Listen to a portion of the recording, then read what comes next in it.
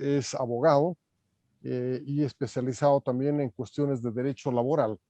Él ha sido o es asesor del Colegio Médico y de varias ramas sindicales médicas y también de varios sindicatos obreros.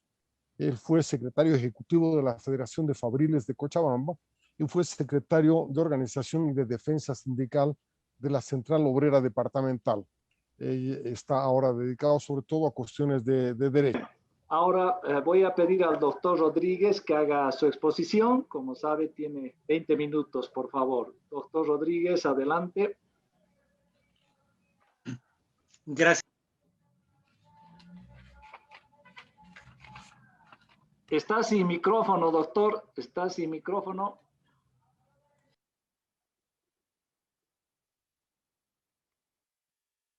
El micrófono, ahora sí. Perfecto, gracias Raúl. Empiezo con un saludo especial a todas las personas que están en el coloquio y una felicitación muy particular al ingeniero Laredo por el nuevo cargo que ahora le toca desempeñar, muy especial. Lógicamente que abordar estos temas implica una invitación profunda a varias reflexiones. Y quiero empezar señalando que todos coincidiremos en que Bolivia no es una isla, ¿no?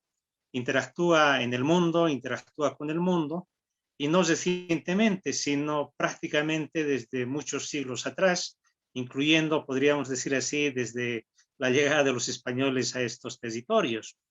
Y en el último tiempo, con el avance de la economía, la tecnología, lo que se ha venido a llamar la globalización, lógicamente nuestro nivel de interacción es mucho más extenso en varios aspectos y al mismo tiempo es una interacción además cada vez más intensa, ¿no? Es extensa e intensa. Y desde ese punto de vista, las normativas que se han aprobado en materia laboral en el país no son un resultado de un invento propiamente boliviano, ni las normativas que en su momento se vayan a modificar al respecto en materia laboral van a ser exclusivamente un resultado propiamente boliviano. La propia Ley General del Trabajo lo que ha hecho es resumir lo que en ese momento en Latinoamérica y particularmente sobre la base de la experiencia europea se había avanzado en materia de reconocimiento de derechos laborales y sociales. Y lo propio podemos decir del 21060, que no es un invento boliviano en cuanto a sus disposiciones en materia social, eso tiene que ver con las políticas de reestructuración después de un acuerdo que llegan en Inglaterra entre Thatcher, Reagan, etcétera, para definir políticas de alcance mundial y lógicamente eso llega al país y se llegan a reflejar a través de varias disposiciones del 21060.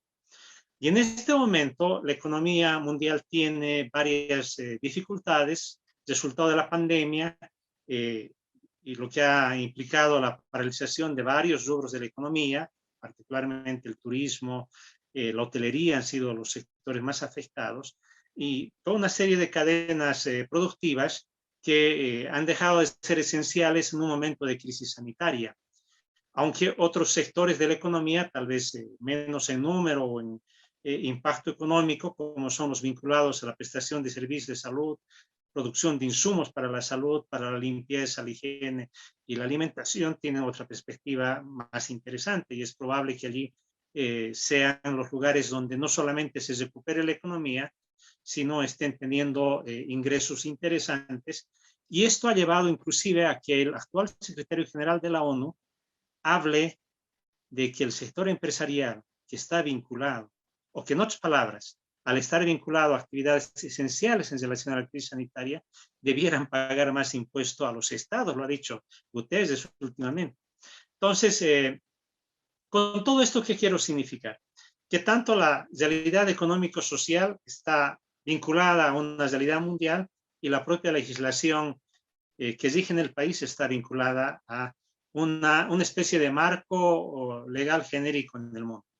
Podríamos nosotros ser osados y plantearnos voltear la totalidad de la Ley General del Trabajo, pero lo que sí no podríamos nunca lograr es que se volteen, por ejemplo, los tratados internacionales de derechos humanos. Y resulta que los tratados internacionales de derechos humanos son los que han fijado en este último periodo, en la última, digamos, mitad del siglo XX y en este siglo XXI, las pautas para avanzar sobre nuevas percepciones sobre el derecho laboral. Antes, con la Ley General del Trabajo se reconocía el derecho al trabajo únicamente, pero con las nuevas percepciones que vienen de los tratados sobre derechos humanos y que ha recogido la nueva Constitución Política del Estado, ahora se habla del derecho al trabajo digno. No solamente el derecho al trabajo bajo cualquier condición, sino se habla de un trabajo en términos de la OIT, del trabajo decente, y eso implica una serie de requisitos, que en el caso boliviano, la Constitución Política del Estado ha establecido ciertas pautas. Trabajo digno es estos son los requisitos. Y entre ellos está en la parte final, por ejemplo, del artículo 46, que implica ese trabajo digno una remuneración o salario justo, equitativo y satisfactorio. Por tanto, ese criterio de justo, equitativo y satisfactorio definitivamente no puede ser fijado por el mercado, sino que se requieren otras intervenciones que permitan, posesionar al empresariado y a los trabajadores en una mesa de diálogo, de negociación, y sobre todo al gobierno, que debería promover esto, para establecer las pautas, los criterios que se entiende por ese salario justo, equitativo y satisfactorio. Lamentablemente, en el caso boliviano, el gobierno no ha trabajado esta perspectiva de mesas tripartitas. Lo que ha hecho es mostrar más bien el ejercicio de una política, si quieren, demagógica, pero lógicamente esperada por los trabajadores, en sentido de que es el papá Estado, el papá gobierno el que va a fijar las pautas del incremento salarial, y los trabajadores se sentirán con eso, digamos, apegados, comprometidos con una determinada política de gobierno, o con un régimen inclusive de gobierno, y eso es mucho más, digamos, complicado. Pero en definitiva, se ha hecho un rito en Bolivia que el Estado tenga que fijar año tras año los parámetros básicos de el manejo de la temática salarial. Y por si acaso, no en el último gobierno solamente. Si nos fijamos desde el 21060, ya el 21060 es una definición de las políticas salariales. Y por si acaso tiene cosas más interesantes. Inclusive yo decía que el artículo que implementa el pago de una relocalización de 6 meses de indemnización adicional, de lejos era mucho más beneficiosa en relación a la forma en que el gobierno de Evo Morales ha despedido a los trabajadores de Enatex sin ni un solo centavo, ni siquiera el agradecimiento, y con un maltrato porque no les dejaron entrar a la empresa. Entonces resulta que desde el 21060, año tras año, se han ido fijando los parámetros salariales: el nuevo salario mínimo nacional, el porcentaje del incremento salarial, la incidencia de ese nuevo salario mínimo nacional para fijar los bonos de antigüedad, los subsidios, y se ha hecho un rito. Y salvo, digamos, periodos de mucha dificultad, año tras año se ha tenido nuevos referentes al respecto: un porcentaje de incremento para el sector público, referente obligatorio para el sector privado, hecho para el sector subnacional, es decir, los gobiernos autónomos municipales, gobernaciones, antes prefecturas, que no podían pasarse ese techo, pero que tenían que negociar, y finalmente un salario mínimo nacional con los otros impactos que hemos mencionado. En los años de alta dificultad económica, esto lógicamente se ha parado. Hablemos del año 2002, 2001, por ejemplo, o el año pasado. Pero después parece que el rito no va a desaparecer. Y es probable que este año, digamos, se retome el rito con un porcentaje que sea relativamente mucho menor a lo que han fijado en años anteriores. Por si acaso, el 2019, que es el último decreto con el año con que se tiene un decreto que fija el salario mínimo nacional, el incremento de ese salario mínimo fue del 3%. Y en circunstancias de no pandemia, de no crisis económica, y ahora habrá que ver qué está pensando el gobierno al respecto en momentos de esta dificultad que se vive. Desde el punto de vista de la realidad del trabajador fabril, por ejemplo, de otros sectores, constructores, etcétera, con quienes me vinculo, incluyendo servicios como salud, etcétera, este año ha habido un comportamiento muy especial, muy diferente. Todos los años anteriores, digamos así, de normalidad económica, entre enero a marzo se elaboraban pliegos petitorios donde era infaltable, era una rutina que esté el punto del incremento salarial a negociar. Este año no es que no hay pliegos petitorios, inclusive el año pasado también ha habido pliegos petitorios. territorios, en las industrias, a través de sus sindicatos fabriles. No solamente uno, inclusive 2, 3 para la misma industria. Pero este año, por ejemplo, no he conocido, con los lugares, los sindicatos que trabajan, no he conocido un solo pliego que verse o que tenga el punto de un incremento salarial por esta gestión. Están reclamando el tema del respeto a sus modalidades de remuneración, como es destajo, están reclamando el respeto al bono de producción, están reclamando las medidas de bioseguridad, un largo etcétera de pedidos, y en todos los pliegos en los que me he vinculado, digamos, no ha habido, por iniciativa propia de los trabajadores, el planteamiento del incremento salarial. No es que no lo deseen, sería seguramente para cada trabajador algo bueno que llegue, pero creo que ha habido un alto sentido de realidad y por eso es que este punto no lo han planteado, a diferencia de otros años. Por tanto, creo que hay condiciones psicológicas, sociales, si quieren, como para que estos temas del incremento salarial en cuanto al porcentaje sobre el mínimo, que también se aplica sobre el básico en diferentes empresas, y el salario mínimo nacional, que tiene otras repercusiones, es probable que tenga si es que el gobierno va a asumir una conducta al respecto en sentido de incrementar el monto, no creo que sea demasiado significativo. Aunque lógicamente que desde el punto de vista de las economías de las empresas, la mayoría de ellas dirán, así sea un 0,1, igual nos impacta. Entonces, podemos decir que esta es una coyuntura especial donde la economía no ha dejado de impactar sobre las posibilidades económicas y por tanto los trabajadores, que en su mayoría teniendo un alto sentido de realidad no están siendo incisivos en ello, podría dar un margen a una negociación interesante. Finalmente cabe señalar que es muy significativo el que las empresas proyecten conjuntamente los trabajadores, porque no debiera ser solamente una mesa tripartita para hablar sobre el salario, todos los otros elementos que hacen a las condiciones generales de trabajo, que debieran ser también por mandato de los tratados sobre derechos humanos, condiciones justas, equitativas y satisfactorias. Temas de bioseguridad. Hay muchas empresas modelo. Yo he visto, han pasado por mis manos la evaluación de documentos de sus protocolos de bioseguridad y realmente muy bien trabajados, han puesto en práctica, pero hay empresas que han lamentablemente descuidado y tienen que al respecto reconducir sus, acciones administrativas, porque en juego no solamente está ya la economía de la empresa, sino la vida misma de las familias, porque pueden perecer con las trágicas consecuencias de esta terrible enfermedad que es la COVID. Hay otras políticas sociales sobre las que habría que ponerse de acuerdo con el Estado. Hay muchas familias que han perdido a los progenitores, uno o ambos progenitores a consecuencia de la COVID. Estas familias trabajaban en áreas donde no tenían la protección de la seguridad social. Entonces uno se pregunta ahora, ¿cuál es la suerte? ¿Cuál es el futuro de esos hijos que han quedado huérfanos, sobre todo si son pequeños?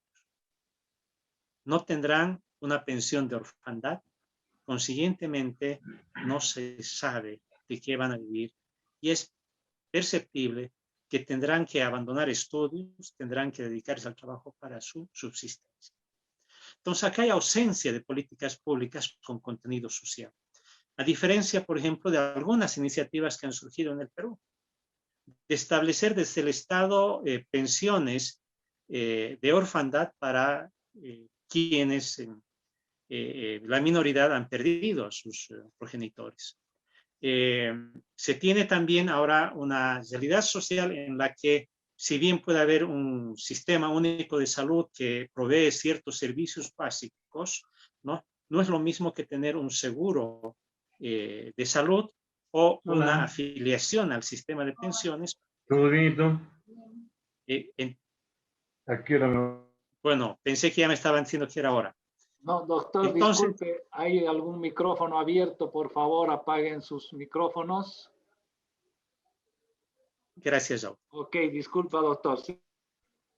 Entonces, es importante considerar aspectos que tienen que ver con esta nueva realidad de la pandemia. Por ejemplo, se han implementado políticas que le cargan excesivamente a la parte empleadora la licencia por la sospecha de COVID. Y solo a partir de la confirmación cubre la baja del seguro de salud. Y en muchos casos esa sospecha puede implicar varios días que va a incidir en la economía de la empresa. Entonces, este es un factor que debiera haberse planteado de otra manera. Y no he escuchado, la verdad, un planteamiento del sector empresarial al respecto. Se hace necesario considerar también que durante estos periodos pueda contarse con una eficacia mayor de los seguros de salud, porque si la eficacia de los seguros de salud está bastante baja, la baja de una persona, es decir, la baja médica, el reposo, me refiero, el reposo mientras recupere su salud, y lamentablemente hasta puede ser en condiciones muy preocupantes de internación en el hospital, ¿no? En terapia intensiva, etcétera. Todo ese periodo puede impactar en el desarrollo de la actividad productiva si es demasiado prolongado, porque algunas de las personas pueden ser muy importantes para el desarrollo de la productividad de esa entidad. Entonces, ¿qué significa esto? Que debiera mejorarse la calidad de la prestación de los servicios de la seguridad social. No se tiene, por ejemplo, en este momento es bien paradójico, ¿no? No se tiene un criterio adecuado sobre el uso del Listado Nacional de Medicamentos Esenciales, que esa es la lista que se ha aprobado y se ha modificado hace un par de años atrás y que el gobierno ha intentado imponer como el techo. Y si fuera el techo, es decir, que no pueden dar más medicamentos que los que están en esa lista, pónganse a pensar qué está pasando con la atención de salud en las cajas. No hay Resfrianex en la lista. ¿Cómo puede ser posible? El tiempo de internación en terapia intensiva está también restringido, pero resulta que con la pandemia todos esos parámetros han tenido que ser reconsiderados en la práctica, pero en la norma estamos con normas muy atrasadas en este aspecto de la seguridad social. Entonces, hay que volcar las políticas sociales que ayuden a la reactivación de la economía a partir de una mejor, eficaz y adecuada protección del capital humano.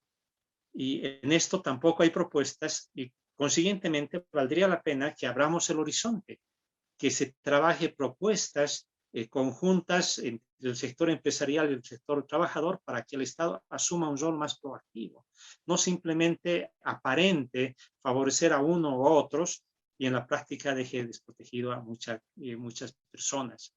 Las personas que no tienen seguridad social y que caen con esta enfermedad o cualquier otra, mientras están internadas, mientras están buscando recuperarse su salud, así sea con el SUS que le permite la atención de medicación, ¿no?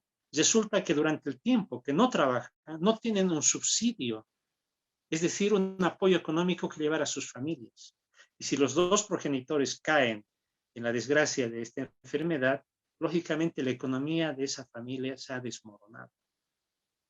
Por eso que es importante ampliar los alcances de la seguridad social de corto plazo, y eso es lo que no entró hace más de una década en el esquema de gobierno, ¿no? Ellos han planteado un esquema muy equiparable al sistema cubano de atención de salud general para todos, salud universal, pero diferente a lo que es el sistema de la seguridad social, que no solamente implica las prestaciones de salud, sino implica los subsidios en especie y en dinero que permiten sobrellevar los momentos de crisis de salud en las familias y, por tanto, tener la tranquilidad como familias de que una enfermedad no va a significar que pierden su casa, pierden su auto, pierden lo poco que tienen, porque tienen que vender para sanarse en ausencia de un seguro de salud. Y si fallecen, lógicamente quedan librados a su suerte los descendientes y si son menores de edad, el asunto es dramático. Entonces, sobre todo esto habría que trabajar. Y quiero indicar que a manera ilustrativa, en este tema del INAME, con algunas empresas y sindicatos, se ha visto acciones conjuntas para tratar de que se entienda en la Caja Nacional de Salud, a propósito de los seguros delegados, por ejemplo, y el gobierno comprenda que el INAME, que la Lista Nacional de Medicamentos Esenciales, debe ser el piso, no el techo. Por eso son esenciales, ¿no? Que se requiere además nuevas medicaciones, nuevos productos farmacéuticos que se están desarrollando a propósito de esta pandemia, por ejemplo, que no están en la lista. Y en consecuencia se puede unir, se han unido y esfuerzos en algunos casos, y es posible trabajar de manera conjunta. Pero reitero todo esto dentro del reconocimiento de una realidad. Hay normativas ya de carácter universal. Los derechos humanos marcan muchas cosas, pero es posible, acogiéndonos, honrando, poniendo en práctica los derechos humanos, llegar a acuerdos que hagan viable una relación laboral en condiciones de no poner en riesgo la estabilidad de las fuentes de trabajo. Ese es el desafío ahora, y lógicamente quienes estamos desde el ámbito jurídico o de vinculación sindical, contribuiremos en lo que esté a nuestro alcance. Gracias. Doctor, muchas gracias. Lo has hecho en tiempo perfecto y has planteado cosas muy, muy interesantes.